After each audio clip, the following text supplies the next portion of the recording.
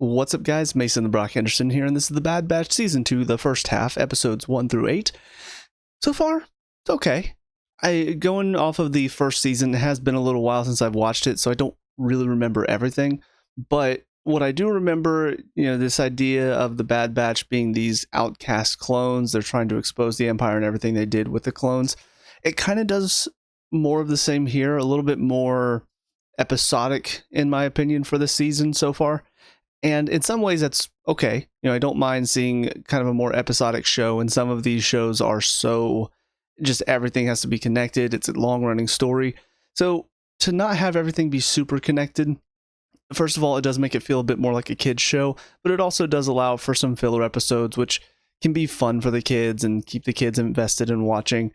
Whereas if every single episode was connected, some kids, they tend to be a little, I guess, distracted by stuff. So when you have those more filler episodes, it allows for those kids that can't stay focused on one thing for too long. Now they can actually, now we focus in on this other story that's disconnected from what we just saw in the last one. And then we get this other one, and it kind of works with their brains, I think, a little bit more. So I'm going to talk about these episodes kind of in parts, because the first two episodes are obviously connected. The first one ends on a sort of to be continued that leads into the second episode. And this is all kind of one big adventure, just that opening thing that gets you started for the season. And for that, it was fine. We get reintroduced to these characters again. We see all of them working together on this big mission to try to get this stuff to help Sid out. And it kind of does set you up for what they're going to be doing at the first part of this season. So I think in that sense, it was fine. Again, it's a reintroduction. It was a fun, decent adventure. Nothing too spectacular, but also nothing too disappointing either. I think it's just that, I guess, palate cleanser, kind of what the Force Awakens was for the new trilogy of the live action movies. It's the one where you kind of know where it's going, you kind of know what to expect, but that's kind of the point. You want to get those characters back into the audience's knowledge and back into that frame of mind of this is what this show is about. So in that sense, it did its job perfectly. The third episode was a very standout episode for me, only because it didn't really connect to anything else for the rest of the season. It was very much on its own. It was a story of, we see Crosshairs, he's working with Cody and trying to take down this lone separatist who had reprogrammed all these droids. And in that sense, it was very different from the rest of the season. And honestly, probably one of my favorite episodes until we get to episode 7 and 8, because first of all, it did feel so different, but also it was a different point of view as well. You're getting to see Crosshair's point of view at this point. I think was a smart decision, because after we left him in the last season, wasn't really sure what they were going to do with him. It didn't seem like he was going to want to work with the team. So it kind of almost feels like they're pushing him towards possibly a rock bottom moment.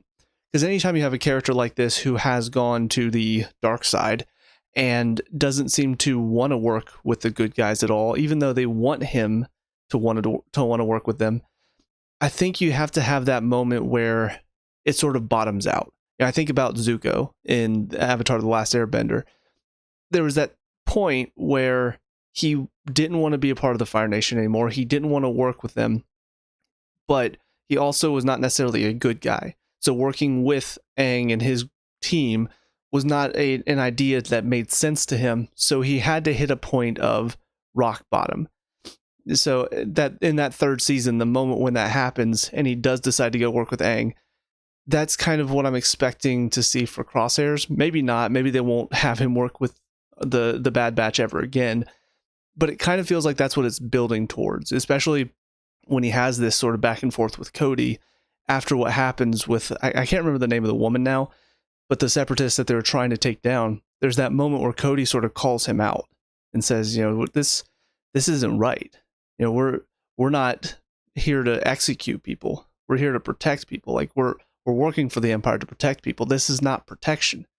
So it was a fun little scene. It also does make me wonder what they're going to do with Cody from here, because I don't think we've ever mentioned him in any other thing. I know Rex, obviously we saw him later on in Rebels, but for Cody, I mean, this is the first time we've seen him ever since he was with Obi-Wan on I had to look it up. They went to Utapau. Forgot the name of the planet, but that time when they went to go get Grievous, that was the last time that we saw anything from Cody in anything else. So it's very interesting to see him come back, and also the fact that he's questioning orders now.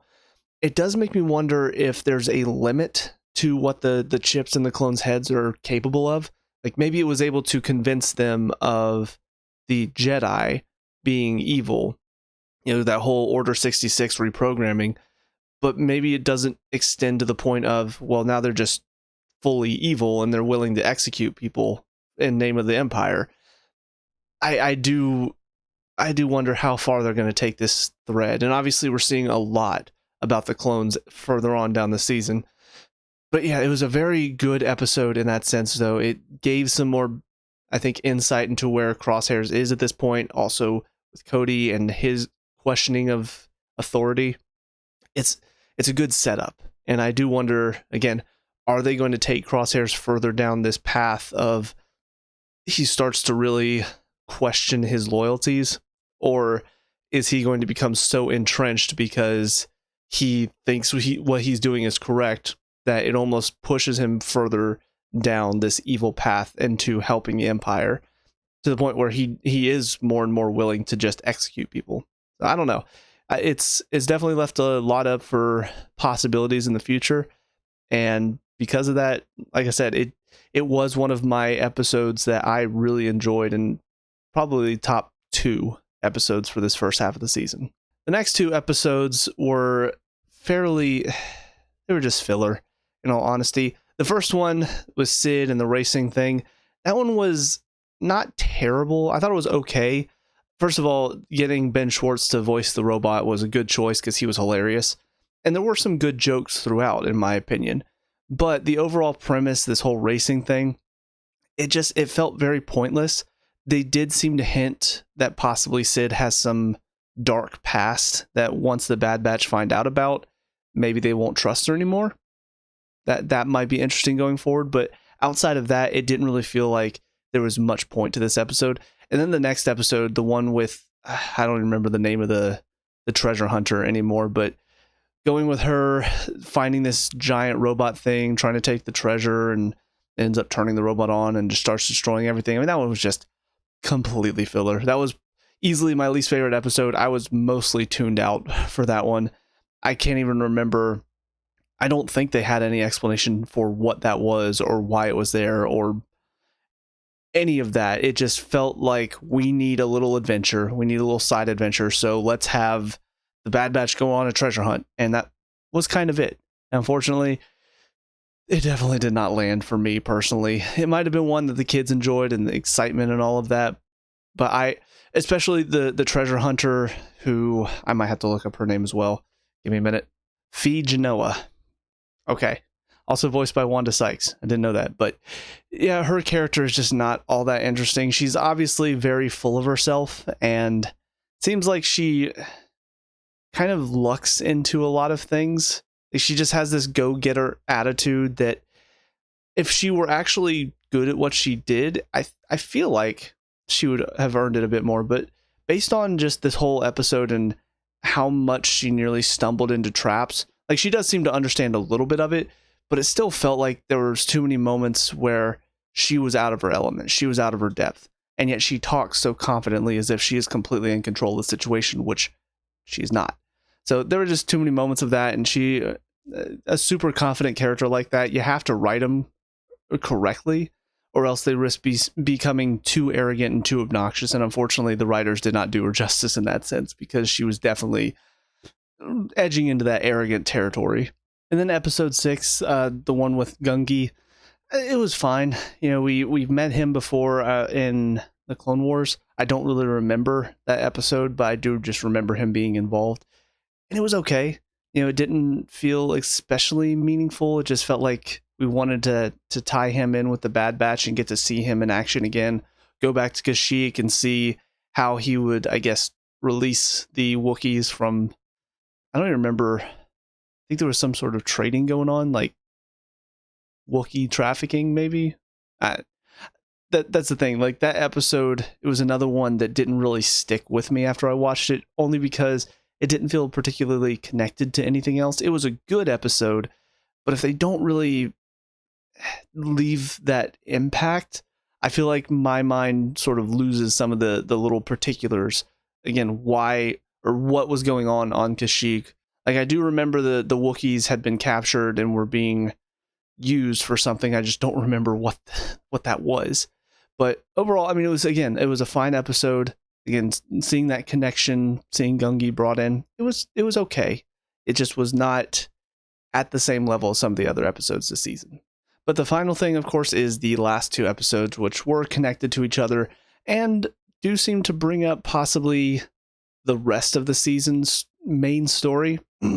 So introducing Chuchi and everything she's trying to do in the Senate, it was all a really fun story to introduce. Because it's not something I really expected to see from the show, but it really is bringing up the plight of the clones and what exactly happened to them after the Empire took over. Because obviously we know the Imperial stormtroopers were not all clones. So to see at what point did the clones sort of disappear, at what point did they stop using them? Obviously we saw Kamino destroyed at the end of last season. Now we're seeing how the idea of the Imperial stormtroopers was brought into fruition. Very interesting how Palpatine was able to do that. I really like the fact, because it doesn't feel like Rampart knew what was going on. In fact, even as he's being pulled away, he's like, I was ordered. And of course, they're trying to keep him quiet. But this is what Palpatine does. And we saw it with Dooku in the movies, how he manipulated Dooku into working for him. But even with Dooku, I mean, it was still just, he was another pawn in the overall plan to get Anakin to work for him. To use Dooku to get to Anakin. Like that, for me, it shows how ruthless Palpatine is. And it is something that I do have to wonder, anybody that works with him, do you not see how he betrays the people that work for him at some point? It always works out that way. It always gets to a point where they betray each other. That's what the Sith do. And obviously not everybody knows he's a Sith, but you could still see how anybody that works for him, there's no loyalty there. There's no, oh, you worked for me? Well, I'm going to make sure you're set up okay and you're going to be fine. No, it's as soon as you're no longer necessary, or as soon as you can be used to further another plan that he has in place, you're gone, you're out. So Rampart here, he's been working so hard. He was ordered to destroy the clones so that way they could start making preparations to use these Imperial stormtroopers and start training people to fight for them. That he thought that was all part of the plan. Ultimately, he didn't realize, though, that Palpatine had another plan to basically kick him out and say, yeah, his clones are way too easy to order around and to manipulate, so we need to get rid of them and move on to something else.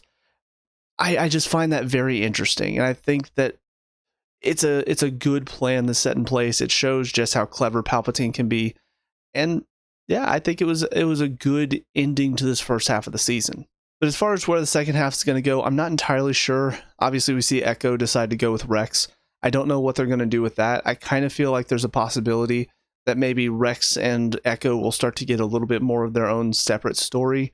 Meanwhile, the rest of the team is, I don't know exactly what they're going to be doing. I don't know if they're going to be working with Chuchi at any point, but I assume a lot of it's going to be focused on trying to help the clones that are basically going to be out to sea, with no help, no sense of purpose at this point. It almost kind of feels like Palpatine might even order their execution at some point, because so many of them have gone rogue. He might decide, you know what, they're more dangerous if they're left to just be out there on their own. So I don't really know what to expect with that, but I like the setup, and I feel like it's getting me excited to see where the rest of the season is going to go, because I've heard good things about the Bad Batch. I've heard that the story is pretty interesting and how they utilize it within what we already know about the time of the Empire starting to take over. I am excited to see where they decide to take this and how they do utilize this show in showing maybe some of the finer details about how the Empire took over. Because some people might call it, basically you're just trying to fill in plot holes that existed. But at the same time, I kind of like whenever writers are able to do that in a way that makes sense. And so far, what they've shown with the clones and how Palpatine and how Rampart have used them and tried to make them obsolete. I do think it's a very clever setup, and I think it's well done so far. So, all in all, it was a good first half of the season. Excited for the second half, so we'll get there next time. But until then, let me know what you guys think down in the comment section below. What were your thoughts on this first half of the Bad Batch Season 2? Let me know. We can talk about and discuss all that good stuff. Leave a like and subscribe for future Bad Batch reviews, and I will see you guys at the next one. Till then, hope you guys have a great day. Peace out.